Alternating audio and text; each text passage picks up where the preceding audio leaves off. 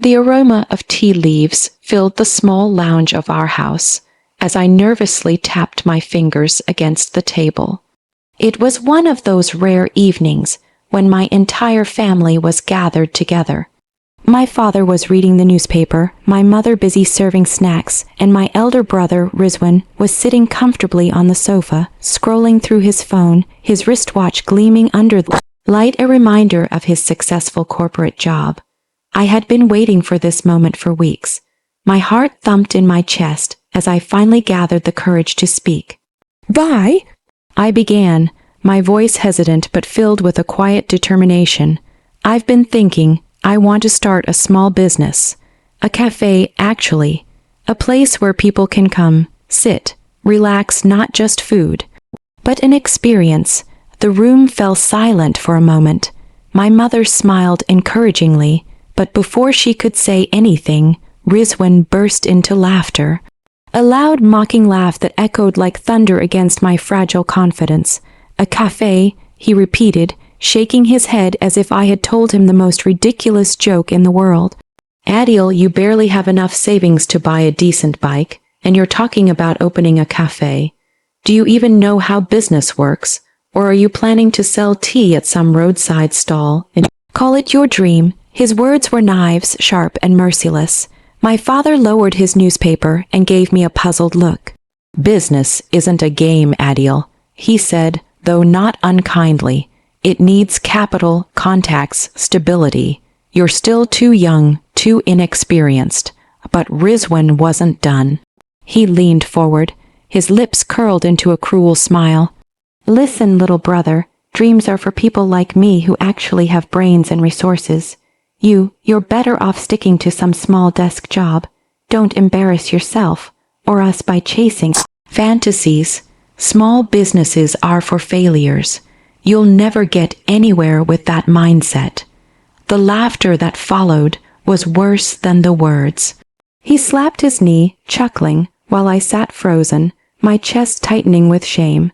My mother tried to defend me, gently saying, "Rizwan, don't discourage him. Everyone has the right to dream." But Rizwan brushed it off.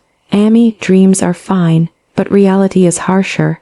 Adil doesn't understand the world yet. He'll thank me later when he sees how foolish this idea was." The conversation ended there, but the wound stayed. That night, I lay in bed staring at the ceiling, my brother's mocking laughter replaying in my ears like a broken record. Each word he had spoken pressed heavily against my chest. "Small businesses are for failures. You'll never get anywhere." But beneath the humiliation, something else stirred inside me. A spark.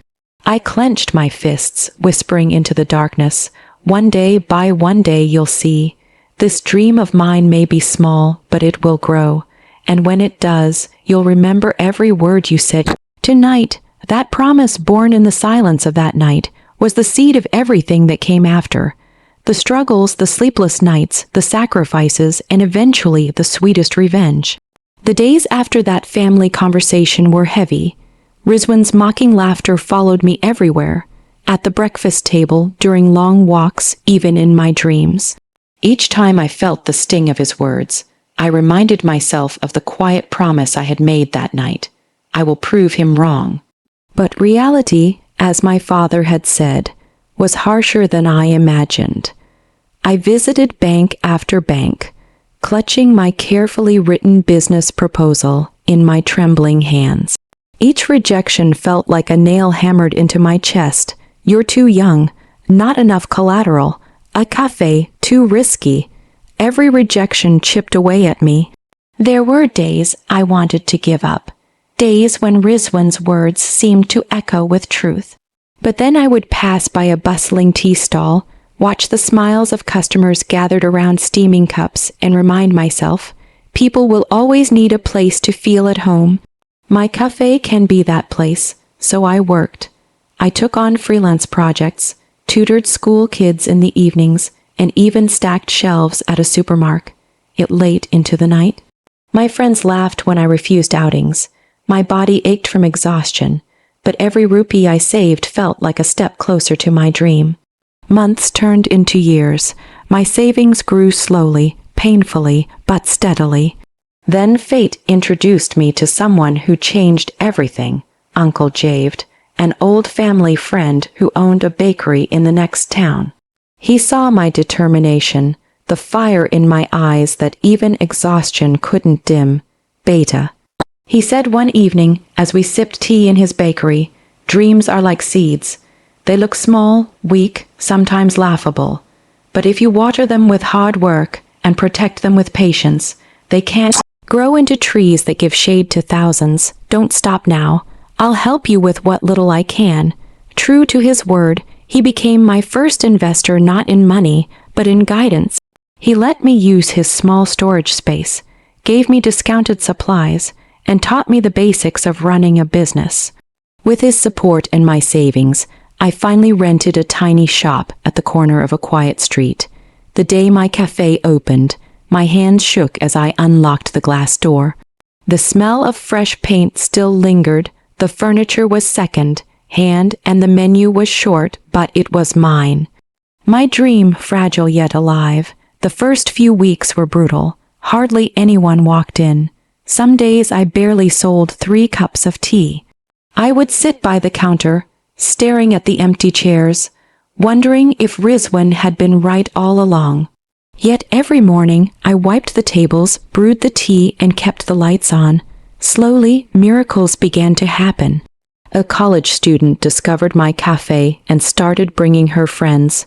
An old man, tired of the noise of big restaurants, began spending his afternoons there, sipping tea and sharing stories. Word of mouth spread. People came not just for the tea, but for the warmth I offered, the smile, the listening ear, the safe space. And with each satisfied customer, my confidence grew. While Rizwan was busy flashing his suits and car keys at corporate parties, I was scrubbing floors, carrying boxes, and working 80-hour shifts. But I didn't mind, because for the first time I felt alive. One night, as I locked up after a long day, I stood outside my little cafe and whispered to myself, "This is just the beginning. One day, this small light will shine so brightly that even Rizwan won't be able to ignore it."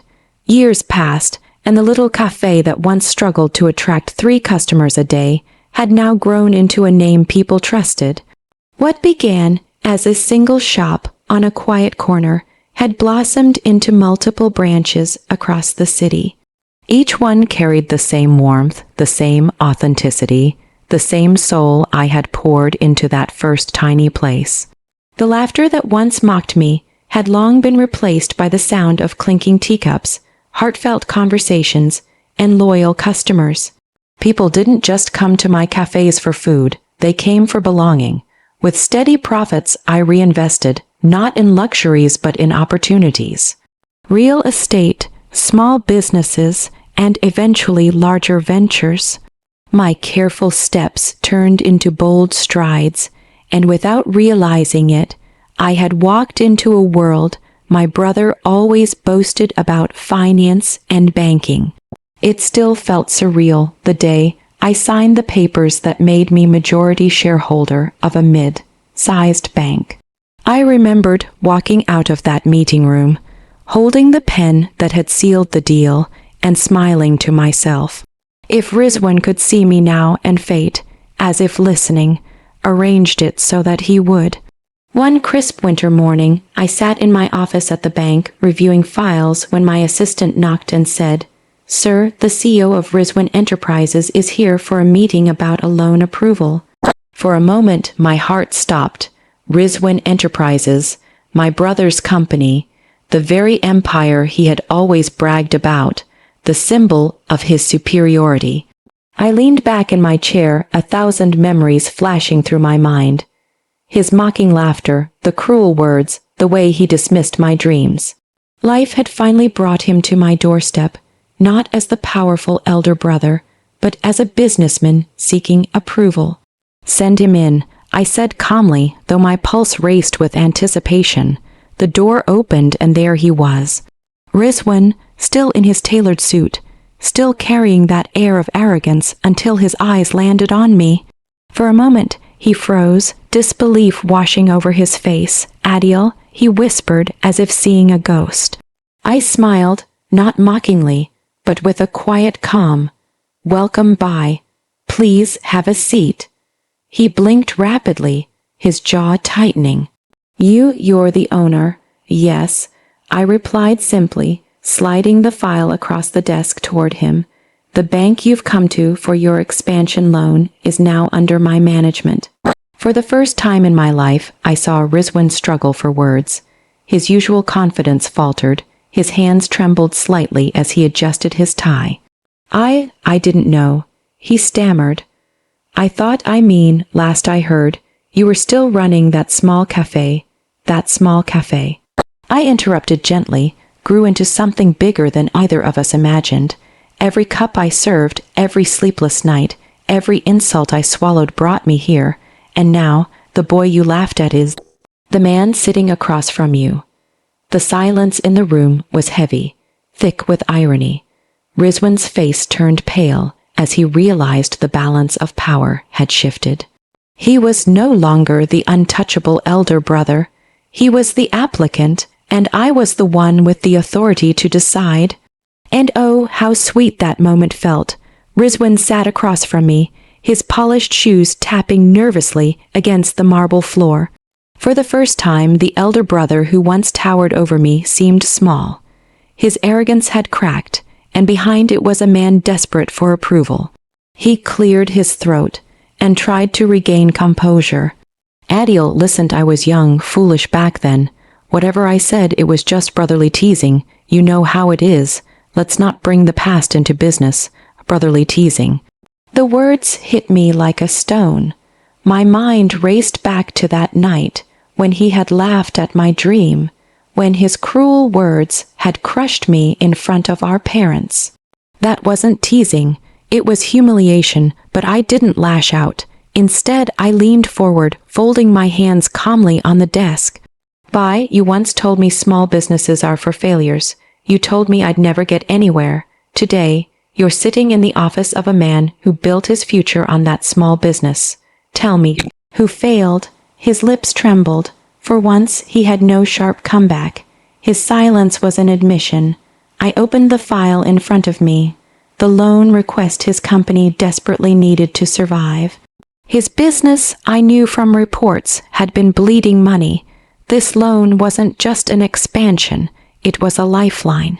Without it, Rizwan Enterprises would collapse.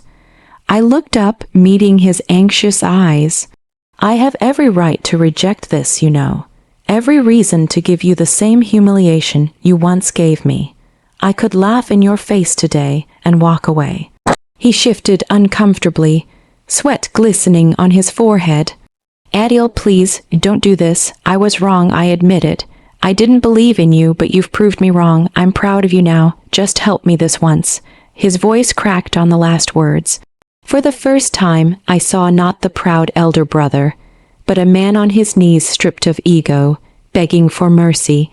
I took a deep breath, my heart heavy. This was the moment of revenge I had dreamed of for years. But now that it was here, I realized something. True revenge wasn't destroying him.